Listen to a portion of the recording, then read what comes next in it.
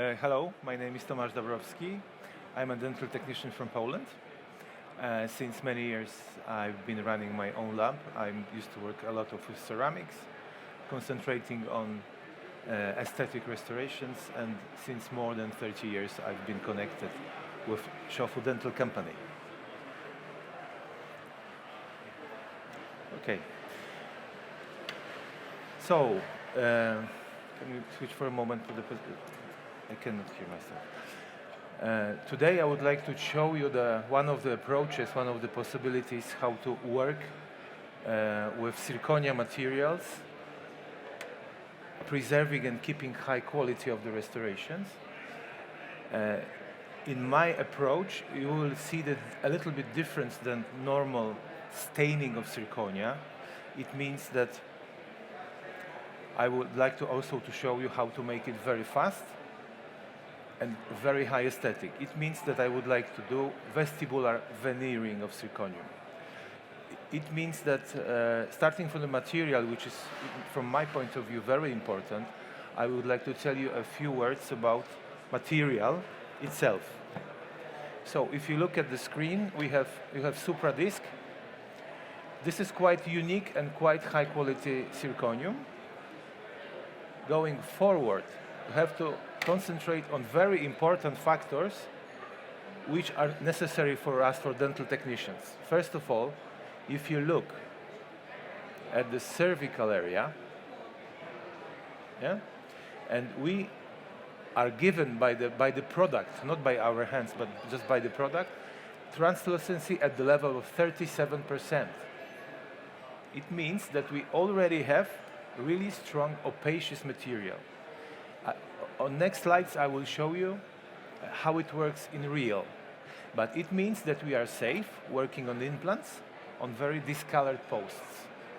The translucency 37% is the value. It's the value for normal opacious zirconium. And here we have it as cervical. The second important factor in cervical is the flexural strength. If you see that we have already 1,450 megapascal, we are really free to make a full arch restorations on zirconium without any doubt. So these two values combined together, they are giving us freedom. We can do what we want. Of course, when we are going up, we have dentin, also with very high value or the strength, and translucency a little bit growing, and enamel is at 44% in this area. Because we have a disc of a certain height, we can place our restoration depending on our needs. So if we want to make, if you have this not discolored tooth, we can make it a little bit higher. It means that enamel layer will be higher, and in this reason we can create coping or a monolithic crown more translucent. If we go down, we are going down to the cervical level, which is opacious. For that reason, it's worth considering to use only one zirconium disc for all the indications in the lab. It means if you need opacious coping, you can start from here and make a coping, and if you need monolithic crown, you can do it monolithic crown in a way that you want. Okay, so I would like to show you my approach for aesthetic veneering. Normally, years ago, because I'm an old-fashioned technician, I used to veneer just the copings, and with veneering all around. It was very, I may say, aesthetic, very nice, but also time-consuming. So in this kind of structures, we already have occlusal surface in contact. We already have the shape, the shape in a way, yes, of course, you can have a look. Yeah? And then, sorry? Yeah, of course, outer boundary, yeah. And we have it, and our veneering work is very limited. Well, I can say that it's less than 50% of the time you need for full build-up. And the other thing very important on the picture is I would like you to show you, this is after sinterizing zirconium, and you have A1 shade guide from Vita Classical shade guide. And the color match is very close. Of course, this is a little bit brighter, but it's very good, because to darken the surface is very easy. Yeah? Here we have the same situation with A2 color. Yeah? And this Supra disc, after sinterization and after just rinsing with the stain liquid, it can give you a very good correspondence to A2. What does it mean in practice? I made some experiments and I just glazed monolithic zirconium without staining, and it was enough. It was okay. Yeah? Okay, look at the translucency. Thin areas and thicker areas, but the correspondence with the color is very, very close. This is a nice experiment. I would like to turn your attention to this crown and compare it to this crown. You cannot really see any big difference in the color and in the shade. But if you look here, I put fully black material inside of the crown to check the color, the value, and look for the gray discolors. And this was available only at 0.7 millimeter. Thickness of the zirconium in the cervical area. It's giving us a lot of safety. The problems with full ceramic restorations is mostly the color and the opacity, and we have to avoid a gray color in our restorations. And in using zirconia, we are Supra zircon. We are starting from higher level.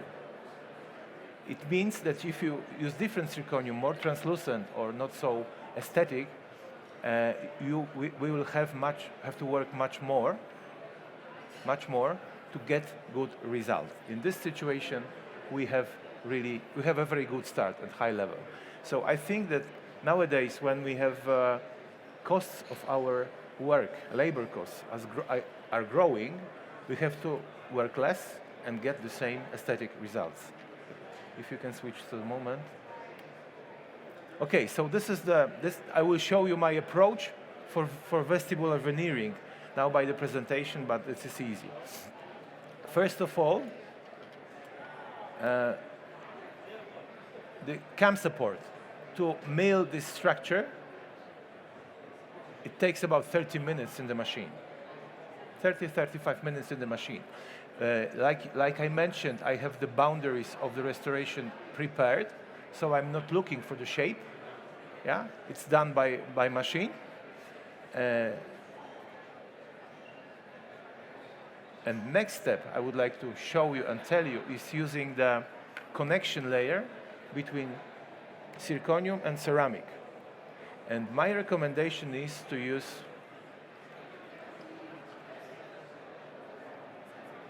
universal stains, because I made some research, and the best result you can get is to stain a little bit the structure and then to fix the stains on the surface. So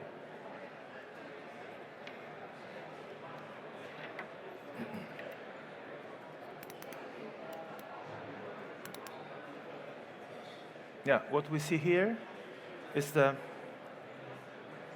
vestibular veneered coping. You have the palatal surface and the boundaries there ready, so I will just work over this surface.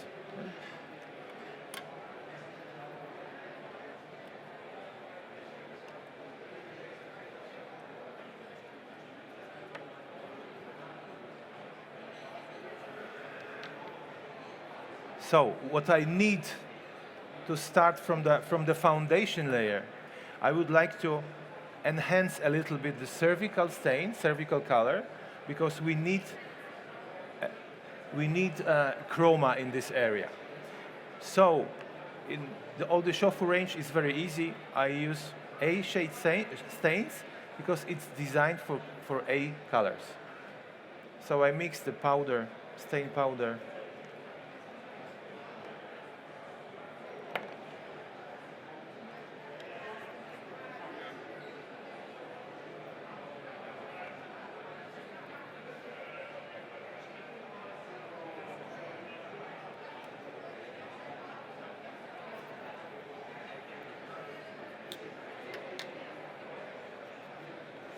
In addition, of course, in the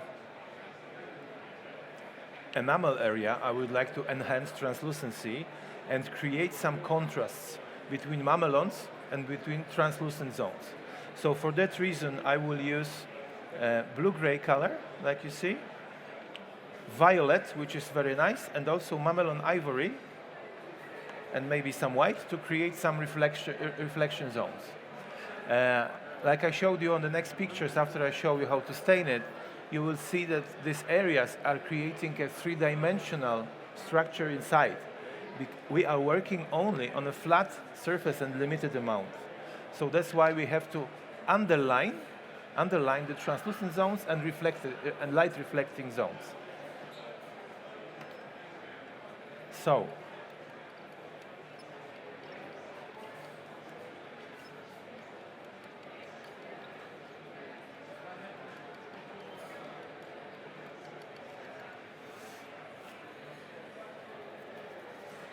this is A shade. It corresponds to all A colors. If you make it very strong, you can make color A4. If you go a little bit down, we can go to A1, A2. This is also very intensive color, which is blue-gray for some zones of translucency.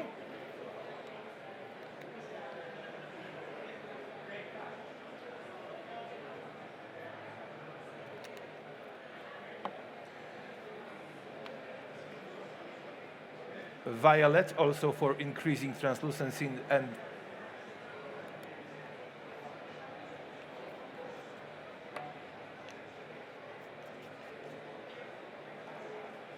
the violet color is very universal, and I like it a lot because I use it sometimes when the crown is too yellow, because it switches off the yellow color.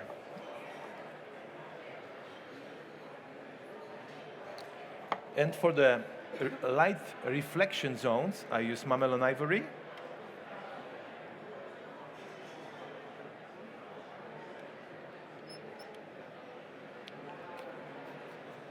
And if necessary, the white color.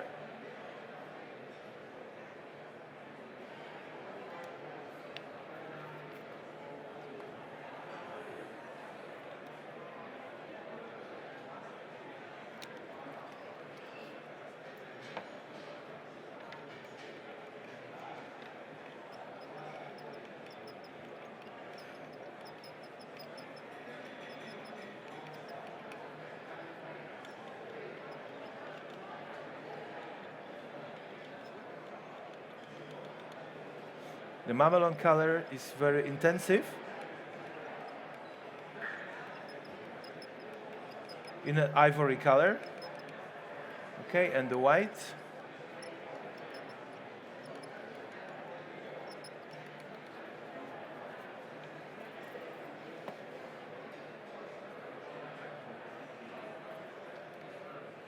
And before I start my foundation layer, I will just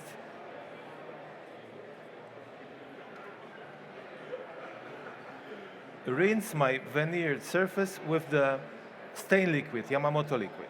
Okay?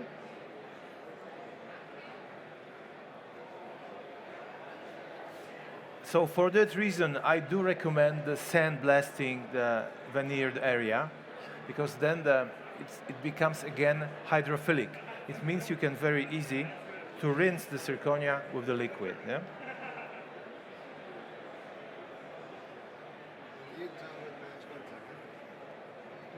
And then what we need in the cervical area, of course, we need chroma. Yeah? I don't stain very, very strong, because when I put a strong layer on foundation, and after firing it becomes too dark, I cannot change it. Yeah? So that is why I use only a thin layer of the A-shade stain.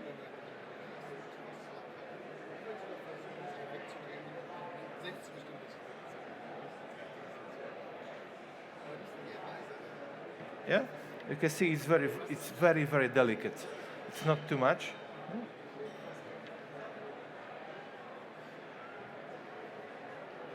Just to get a little chroma. And I still keep for myself the possibility to stain it after firing, to check the final color. But then the foundation is important. And then, if I need some more translucent areas here, I use violet,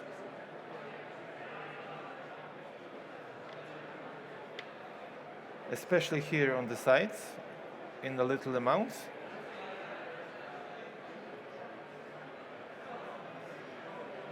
Okay. And for extra translucent areas,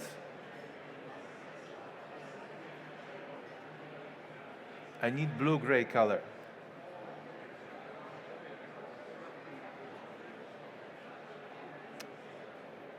I place it a little bit randomly at this moment, and I will make a contrast with them with mamelon ivory. Yeah?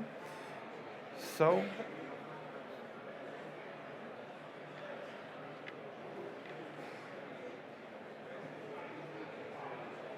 okay.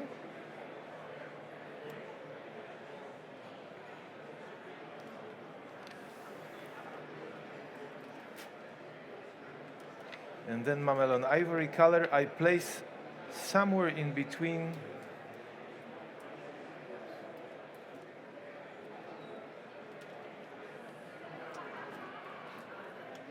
sorry.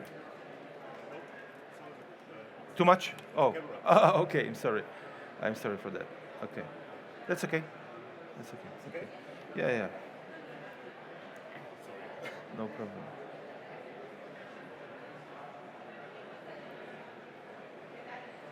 So my reflecting mamelon color is stained between, okay?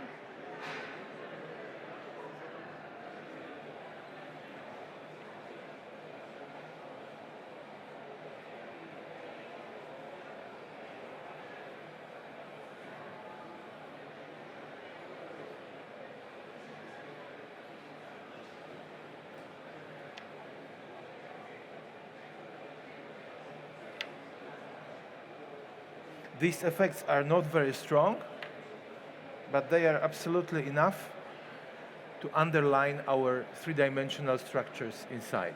If you put too much stains in this at this stage, you are only asking for the troubles. I have given quite a big number of trainings from this technique, and sometimes our colleagues, technicians, they made some effects which were drawn to the half of the crown, and then they cannot get rid of these lines from the crown.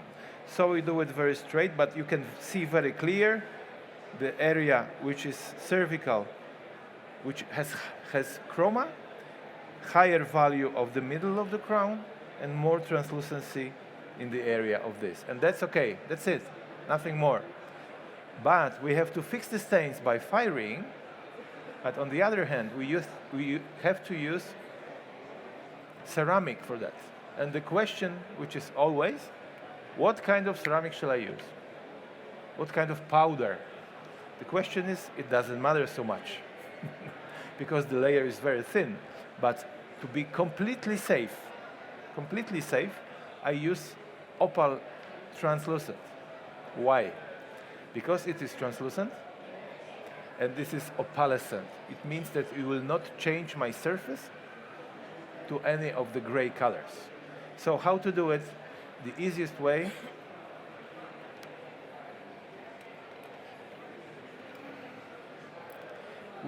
for that we need a dry brush.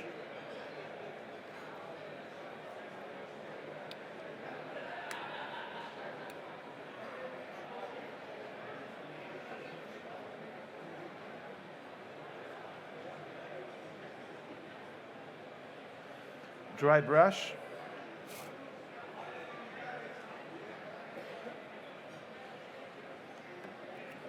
And I just sprinkle the dry ceramic over my wet surface. This is very easy.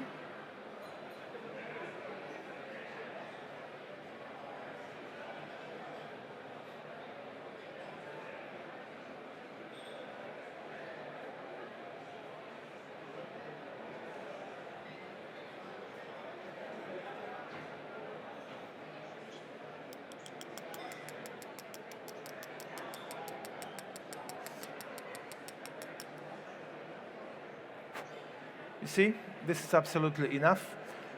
The liquid absorbed, I mean the powder absorbed the liquid and it's a little bit more stable. And then I fire it. Again, question, what is the temperature of the firing? Yeah?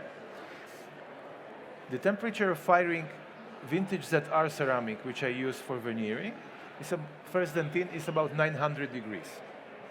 But to have the very good connection between zirconium and ceramic, we need higher temperature.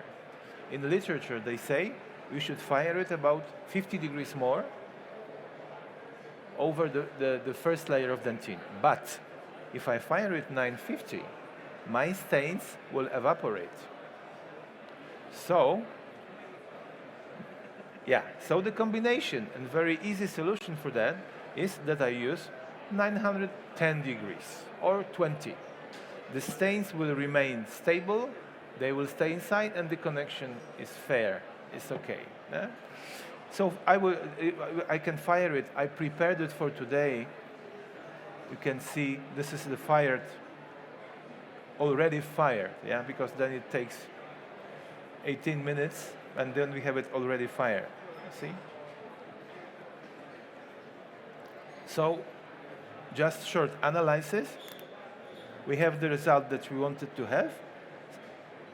Chroma in cervical, a little bit more value in the middle, and translucency, little translucency in this area. To see it more clear, we can check it with the liquid, but only for check, of course. Yeah. And if we can manage to underline the reflecting area, translucent area, reflecting area, then we have illusion of three-dimensionality. Okay, I show you then on the screen this situation, but on this bridge I showed you before. Okay? Oh, yeah. Thank you. Thank you. And this to tell it to you again, because I think it's very easy, and hope that you are agree with me that the results after the firing are okay, and it's very easy to do, and you have very good results. The idea of work is optimization. I don't want to work many hours to get a crown or a bridge. I want to use the dental technology, like CAD/CAM systems, as much as I can, and finish it with my hands. So you can see here, I showed you, here we have A-shade stain, yeah? And in these areas, here, it's mamelon ivory, which I like a lot. You can use mamelon ivory or vanilla. This is a little bit brighter. In these zones, especially here, you see here, we have violet. Of course, you can use blue-gray, but it depends on the situation, what you want to achieve. If you put too much translucency, all restorations will become darker. The value is going down. That's why I don't use too much translucency. We have violet, and in very high translucent areas, like in between mamelons, I use blue-gray. Okay, you can see it here as well. It's more or less repeated. So, and the high value zone is over here. Yeah. So, after that, the sprinkling over. This is, like I told you, the middle of the road, which in my opinion is opal T. It will not affect anything. Yeah. And then we fire it 910 degrees. And this is the result after firing. We can still see the zones. Yeah. Mamelon ivory and this area. And this is ready for veneering. Okay? So first I show you the presentation because I think it's worth to remember to see it twice, you will see it better. So we place the structure on the model. You can already see, I want to underline it again, the difference between zones. Yeah? Translucent zone, which need translucency in the enamel. high value zones, higher value zone, and cervical area with high chroma. High chroma, high value translucency. Okay? Then the first important step, but you can also change from indication what you have. This is the mixture. I mix cervical color with, it depends, but mostly opacious dentine. In this situation, it's for color A2. You can change it depending on the abutment you are working with, because cervical color is giving us extra light reflection, extra color, extra chroma, but also the light reflection. So it means that you cannot see the abutment which is above. And we are still increasing our safety, yeah? Because when we work on the titanium abutment, we can think, okay, I don't know what will be the result, so I will use cervical with opacious dentine. You know, then it will increase the level of opacity. But if we are working on the normal vital tooth, we can mix cervical with normal dentine. Yes? So we have a possibility. Okay? And we should work on the indication.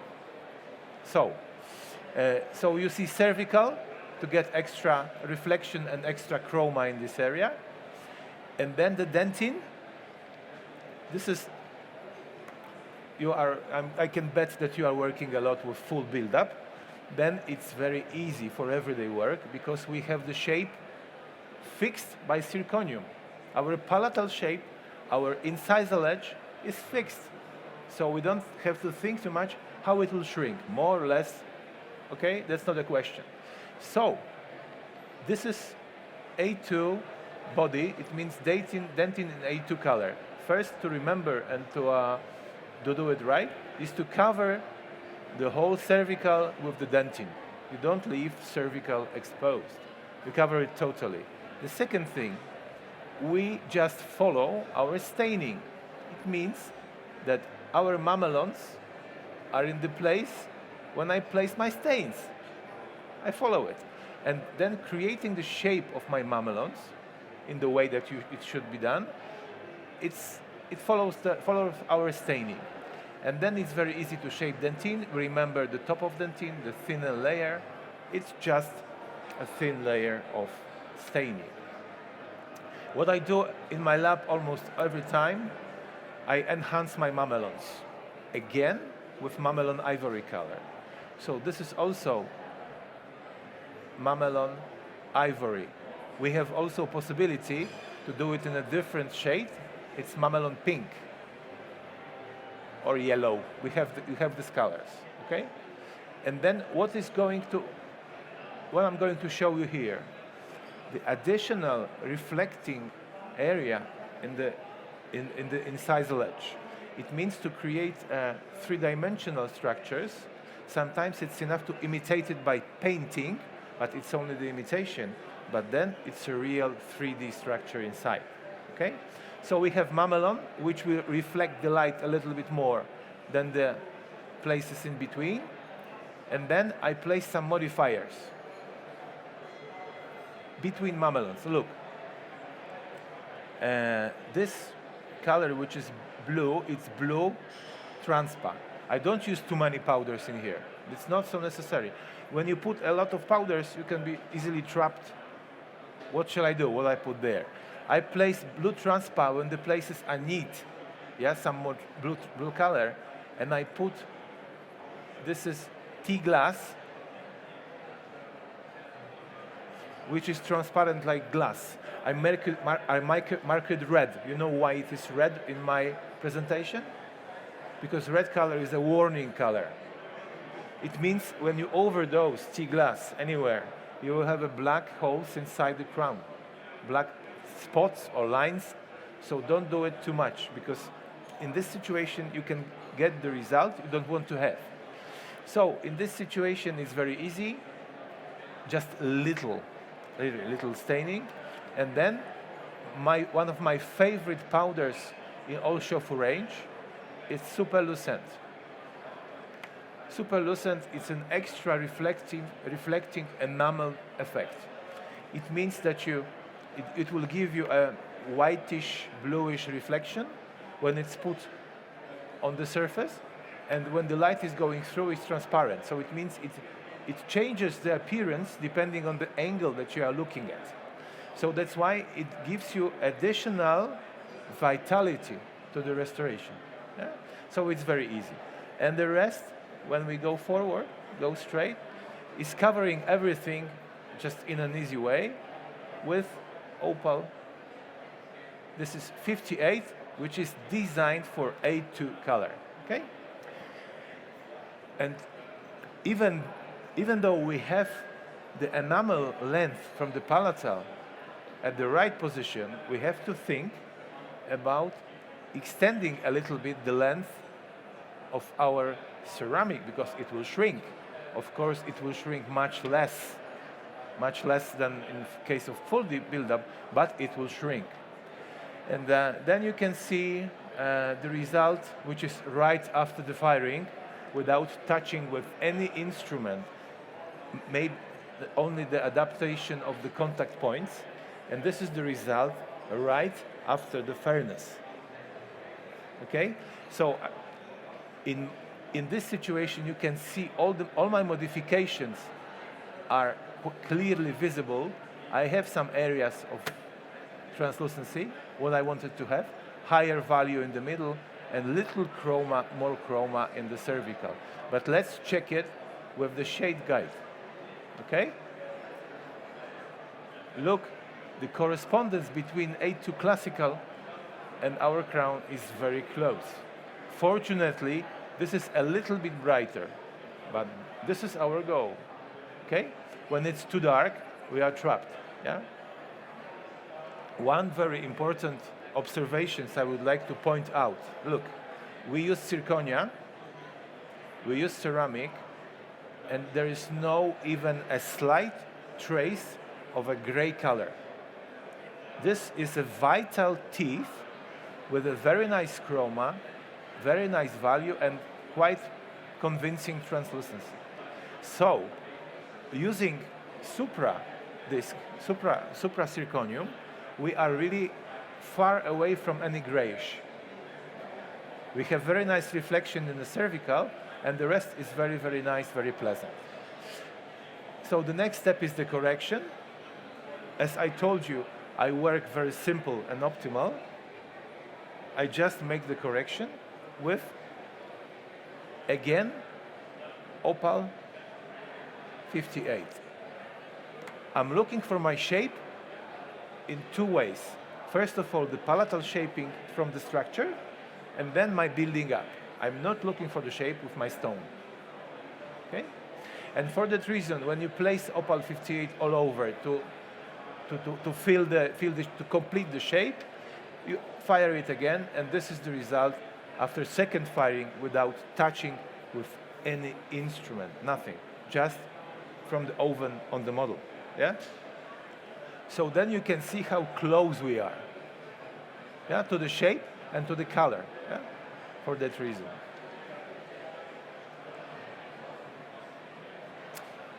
Okay, so then the staining, you can see the stains I use. This is I will mention about it because I think it's worth.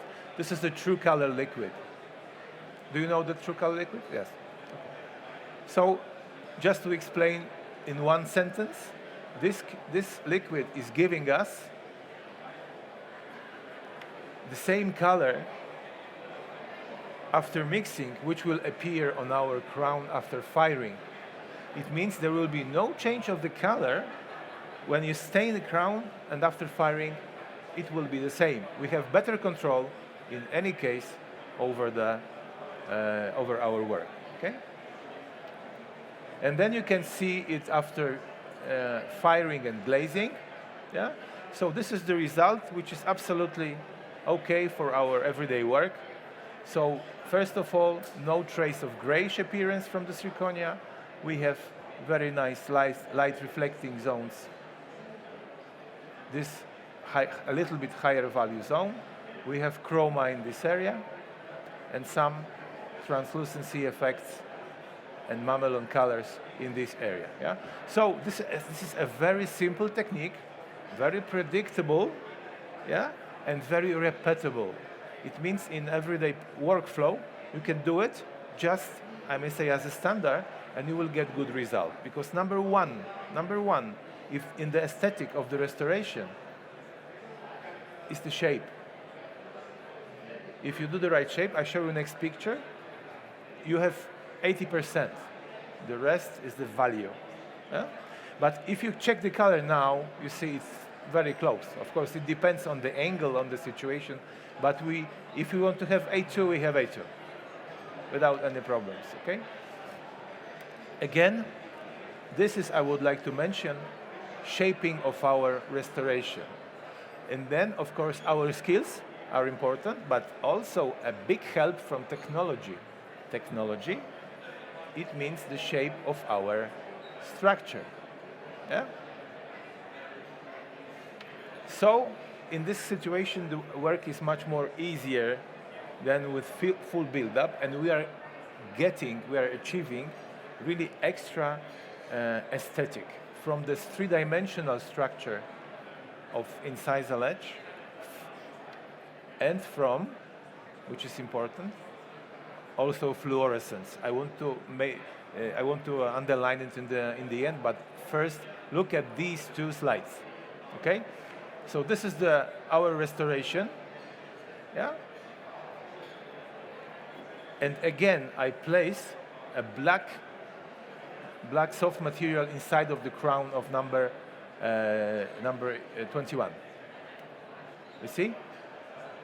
This is the black material inside. There is a slight change, you see? A little bit trace of grayish here. A little bit, but this is completely black. And I didn't measure the thickness of the layer. I told you 0.7, 0.8, it's enough. So, to get the conclusion, which is very important for us, it's much better to design the structure with the thicker layer in cervical. You just design it in your CAD, a little bit thicker than very thin layer. And then we are on the safe side again. Yeah? Okay, so this is the possibility of the full structure like this. This is one thing. I don't now, after certain experience, I don't want to do mamelons this way. Yeah? I don't want it. Because I'm already, I may say, guided by the structure. But this is random mamelons. I cannot design them by myself. I have them already from the machine. So I don't do it anymore. But in this case, you can see, this is very simple restoration, very easy work. But also look at the shape, at the interdental angles. You see here, when you do it right, everything is fine. Everything is excellent. Okay. So this is very easy, all on 5, like you see. But then I would like to show you. Yeah. Okay. This is the patient case made the same way, like I showed you before. It means it's vestibular veneered restoration. Yeah. For incisors. You can see it. This is the abutments with the changing of the angle of the screw. Yeah?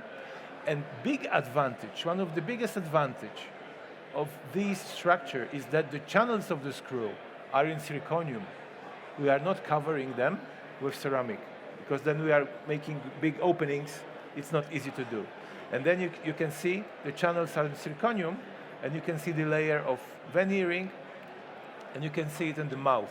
Yeah? Aesthetically, it works very nice from different angles, but then it's a question of our skills, designing skills, and also finishing skills. Because the knowledge about morphology and the geometry is crucial. If you don't know it, it doesn't matter if you work with CAD-CAMs or by hand, you will not get good results. And this is the situation inside of the mouth. And you can see that everything was properly done and designed, and the aesthetic of these 4 incisors is really tooth resembling. So they are looking like teeth. This is our goal, okay? And then we have very powerful instruments to do it, very, very easy. But, okay? In case that we have zirconium, monolithic, we are still struggling with fluorescence. And like you see on the picture, this is completely non-fluorescent material. Yeah? What are the solutions? Fluorescent glaze. But again, if you put fluorescent glaze on the top of the restoration, you will just only have fluorescence on the surface. Yeah? When you, this is a ceramic crown veneered from the vestibular. Yeah, ceramic. Oh, no.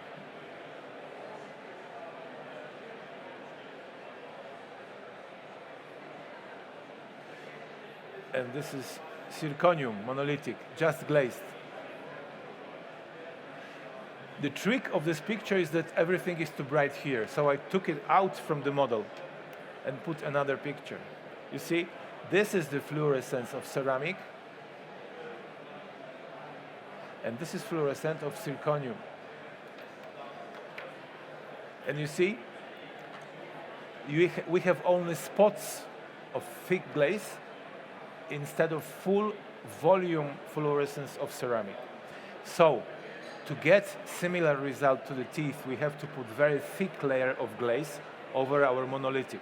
That's very important, not very thin. It must be very thick.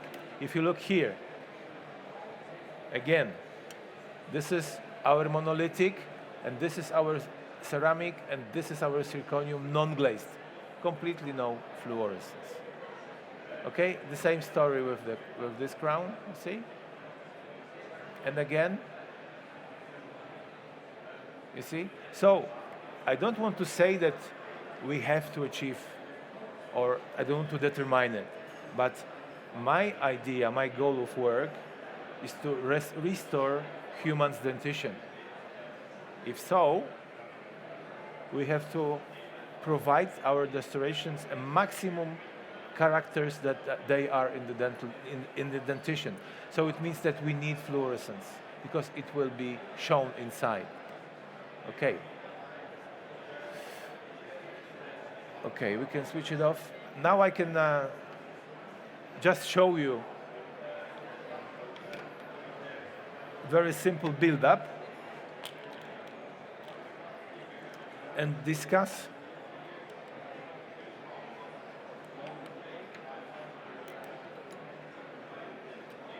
the most crucial points, because there are some tricks which are easy to go. Okay.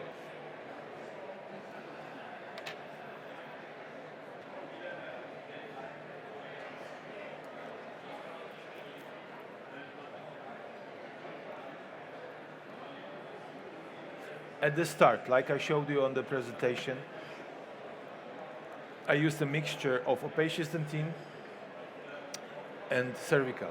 In SHOFU, in vintage ZR range, there is no opacious dentine for A2 color. We have to mix opacious dentine neutral, which is white, with similar amount of opacious dentine A3.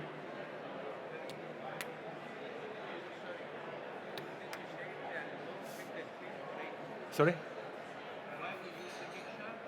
The mixture we are using for one reason. In this range, in vintage ZR range, there is no opacious dentine A2. Yeah, because the system, if you look at the system, I show you. The system, yeah, no. This is the system which is limiting the number of opacious dentine. So in fact, we are saving money.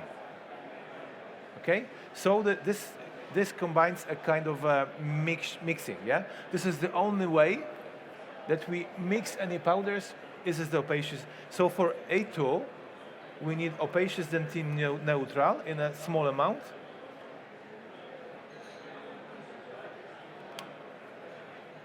And we need opacious dentine A3.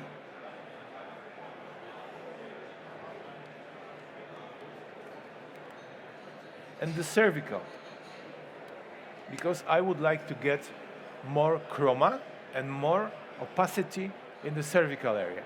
So for that reason I use. If you don't respect and you don't care for the opacious zones in the cervical area, you can just go straight with the dentine.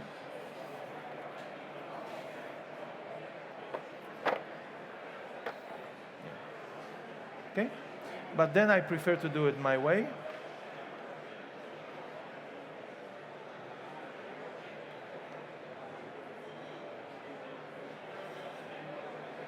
And I mix half-half cervical with opacious dentine. So it means this amount together it must correspond with this. Okay.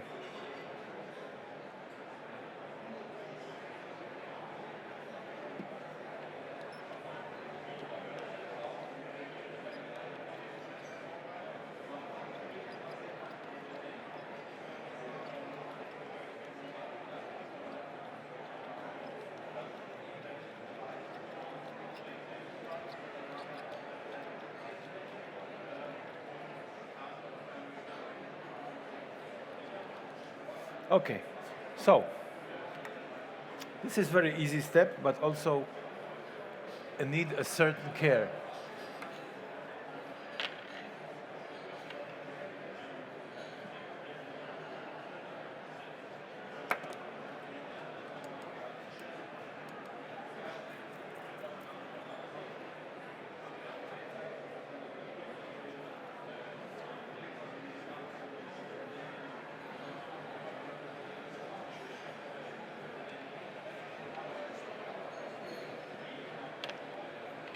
So I place my cervical.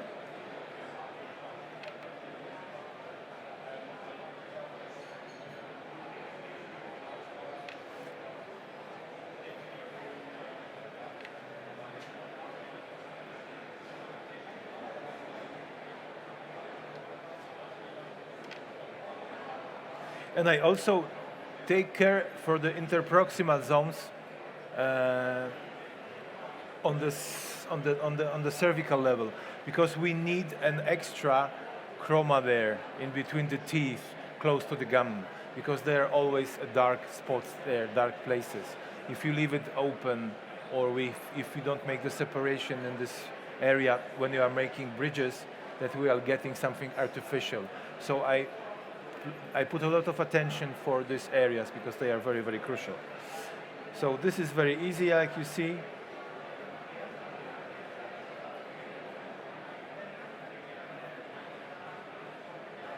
Okay.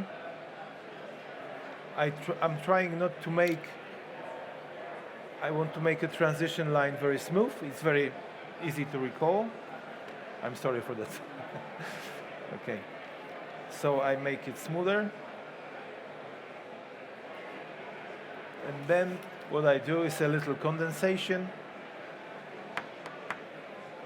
like that. Then it's going a bit down and settles on my surface.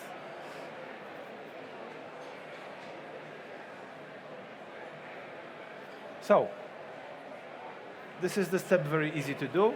And now I go to my dentine.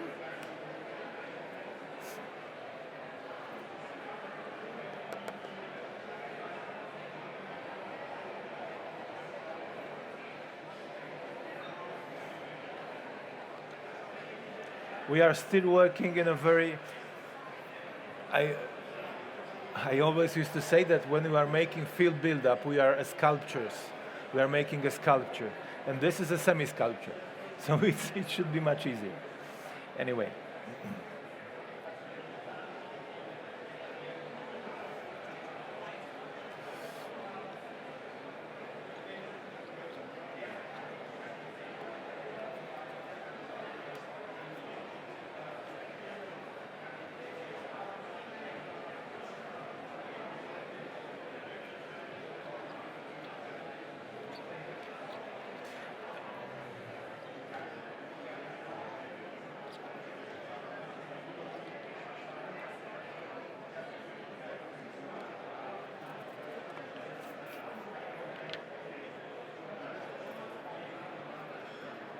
Okay, the building up dentin is much more easier than in case of full build-up. Then we also have to respect the shape of our dentin. Yeah, we should know the morphology of the tooth and place dentin where it should be placed. Yeah, not too much. So, for that reason,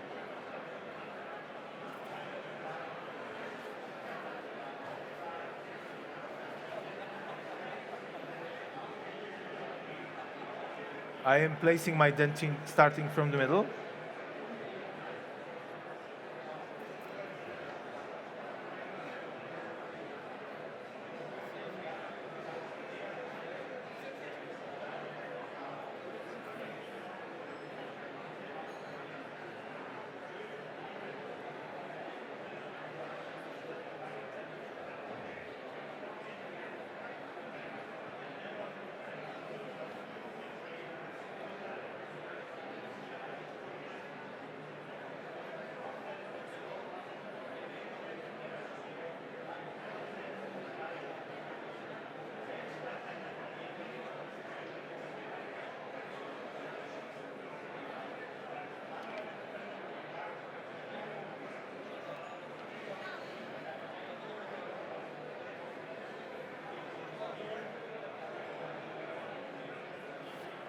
And what is I may say tricky at this moment, we have to pay attention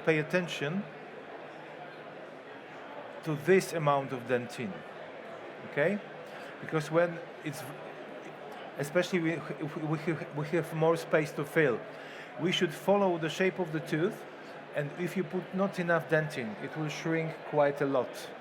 It means the correction will be more, I may say, more in the volume. And my idea is to work very precise at the first firing and just limit it. So that's why I'm checking my shape, and I should be somewhere at the level of the adjacent tooth. And then it's easy because I can make my mamelons in the same way they are designed by my foundation layer. Yeah? So I can place my mamelons.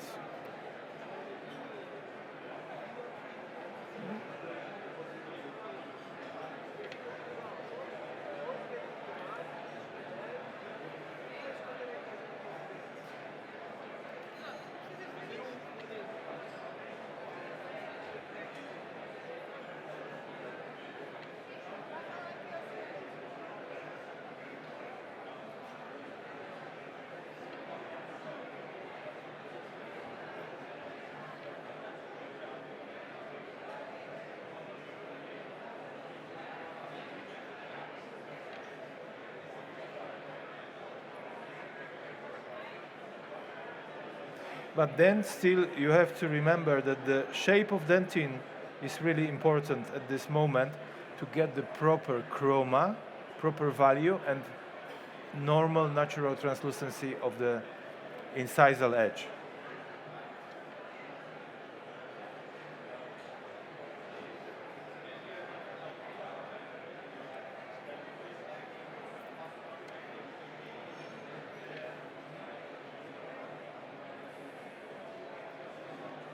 Okay, we can check. Look at this from the sides. This I follow the shape of dentin, leaving space for enamel and for my modifiers.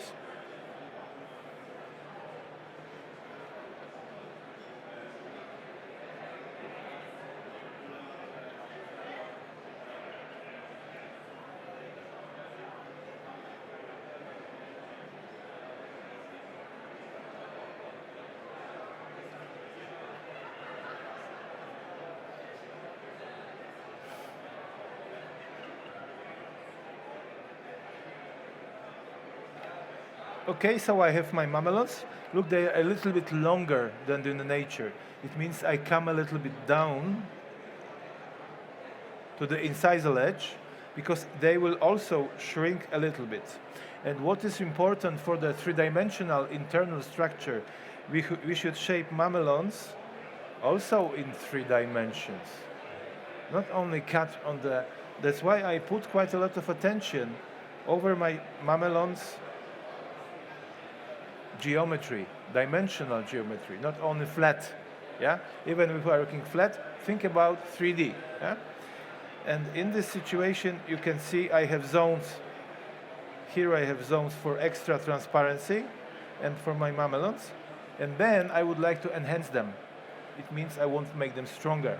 For that reason, I can use mamelon ivory or mamelon pink, but sometimes very easy and very economic way is to use the opacious dentin. Okay? So I again take a little amount of opacious dentin. I don't need more. Just on the top of the brush.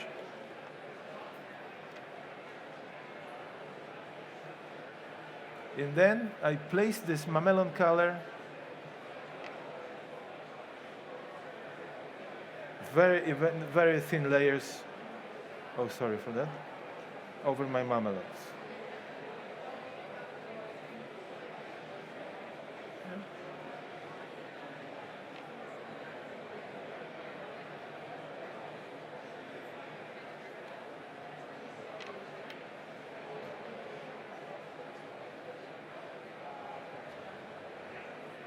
Then it is giving me extra translucency.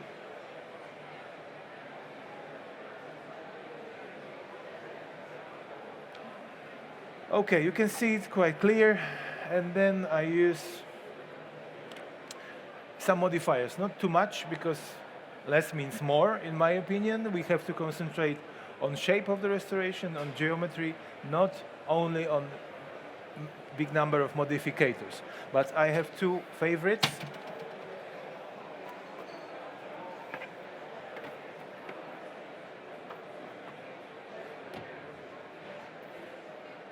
Okay.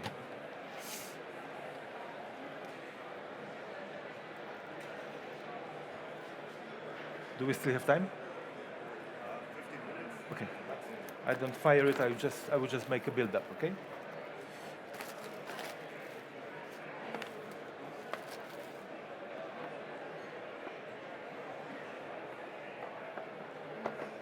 Okay, my favorite modifiers, I may say they are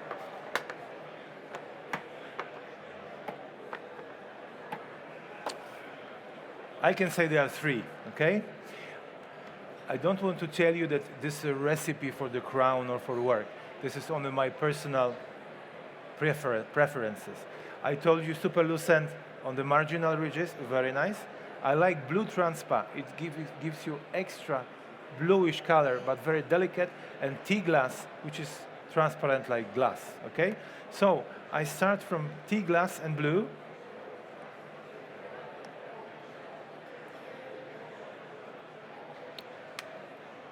For T-glass, we need only a little amount of the powder, and blue also not so much.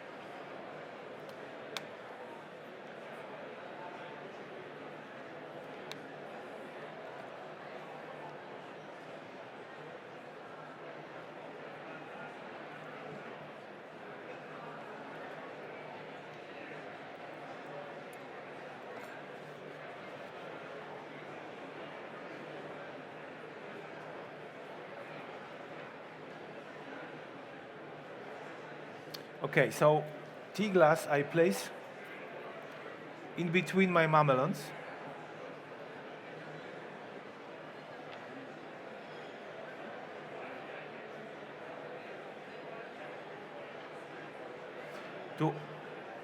To enhance the zones of translucency.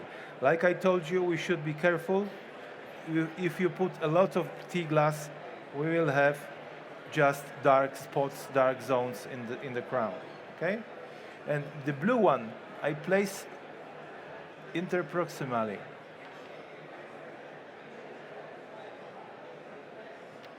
To create some extra translucent zones in a blue color around.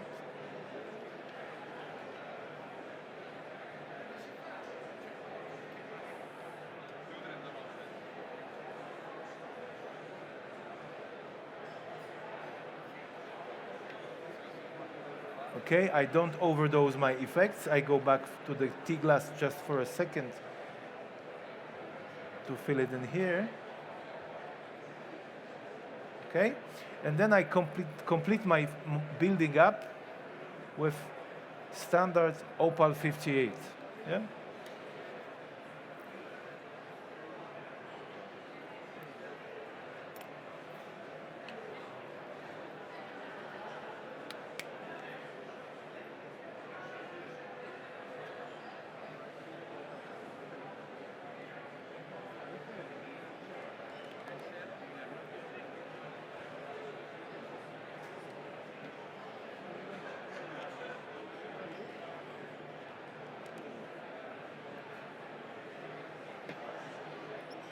Did you use the cell already? Swim? The cell? Did you use already the cell? Oh no, I forgot. Oh, but sorry, we are running about from. I just normally I put. You're right. Super Lucent on the marginal ridges, but now I will just make it simple, okay?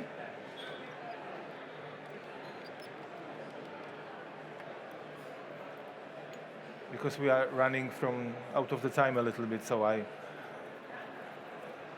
make it a little bit faster. You see, the dentin is designed. Of course, we can modificators. You can use as indication when you have a map of the teeth of adjacent tooth. But just for overall, it's more or less like that. So, and now I just complete my shape fully with standard Opal 58. Yeah? I start from the middle because of one reason: to check the thickness in this area, to see if I'm not too far or not too close. It's better to be a little bit more than less. So that's why I control it from here. I think it's more or less okay. Okay?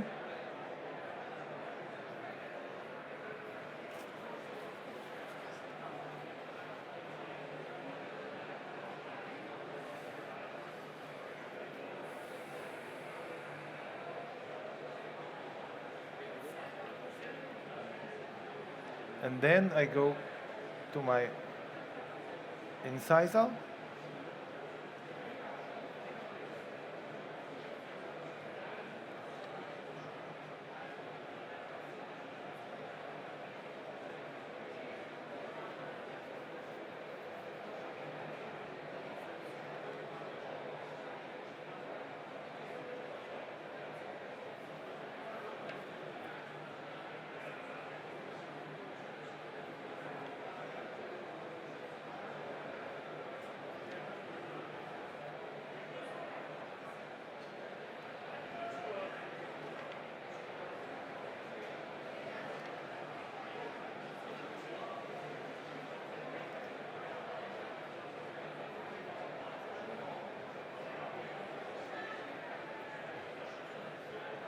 And then, to complete the shape, I will go to my cervical and I cover my dentin entirely with enamel.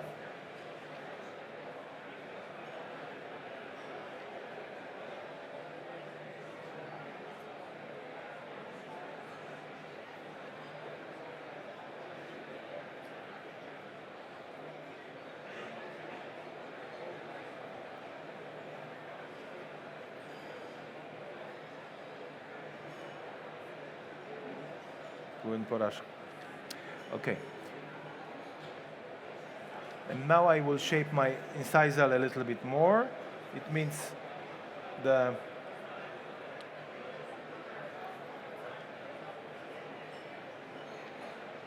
labial part I will extend a little bit. Okay?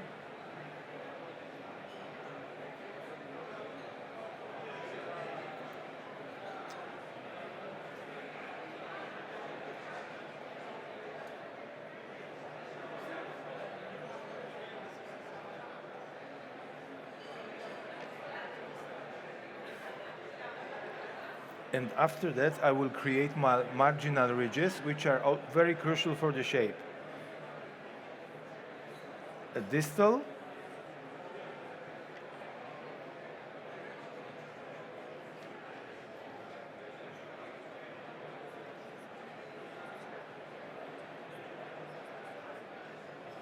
and mesial.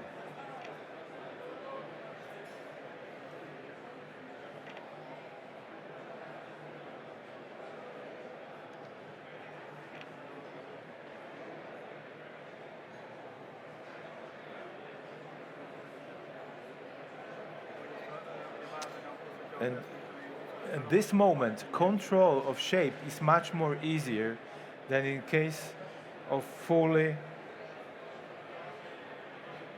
coated, fully veneered copy. So I overbuild it slightly.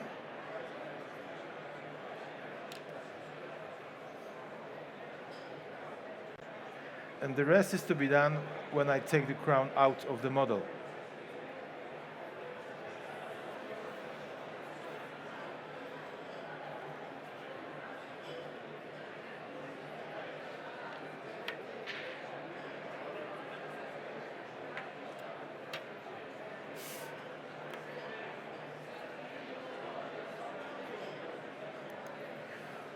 Okay, and then I have to check all my areas. Look.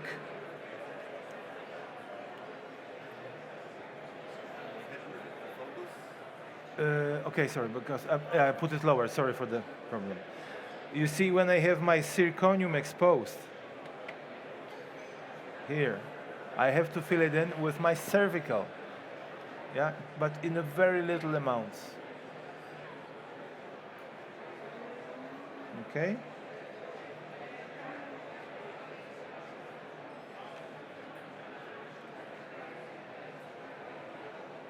But especially in the zones here, when I told you we need some light reflection and some chroma, we can add also cervical, even a little bit higher to this area. Okay, here, in this,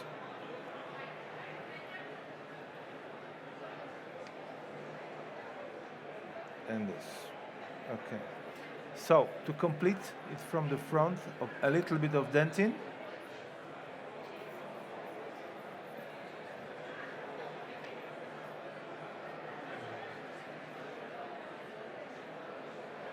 And the rest just with the enamel. So,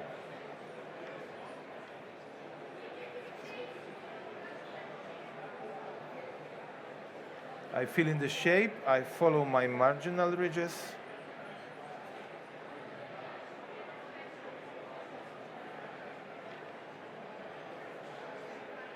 And also overbuild in the contact point areas, because my goal is to make my restoration as precise as I can do during the first firing.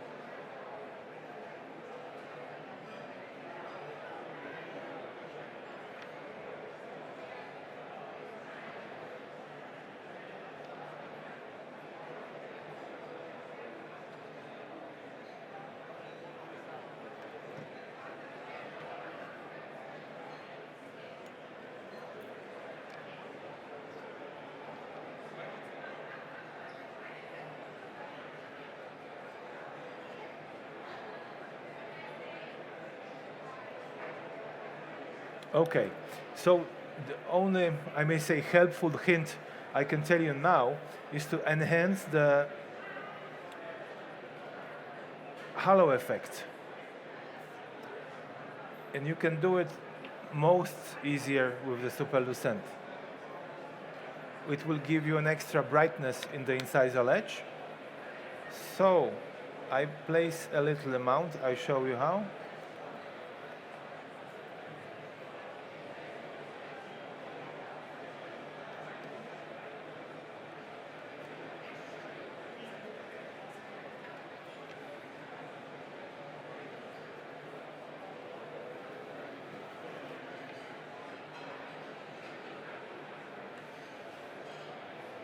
Just extending my incisal with Super Lucent powder or anything which is a little bit brighter, like white enamel or white translucent, depends on what you have. So it goes.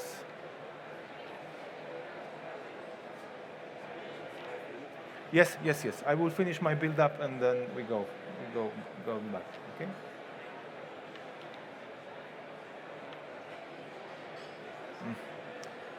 I use different liquid every day, so that's why I have to adjust. Sorry.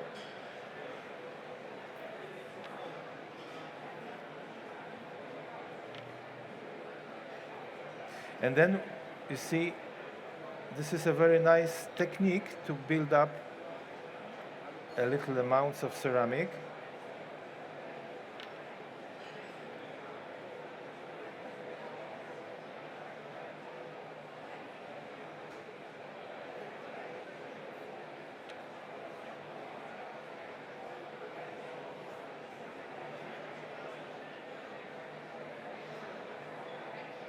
Okay, that's it, and I will check again my incisor.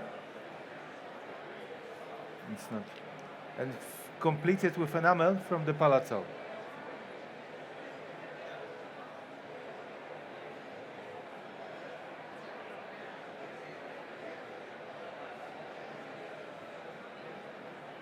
Okay.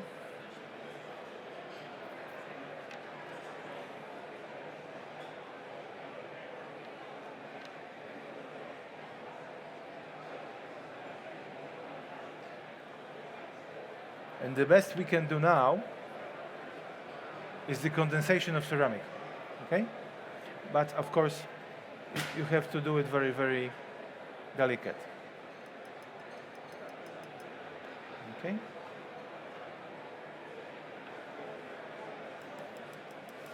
Once the liquid appears on the surface, you take it away with the cloth.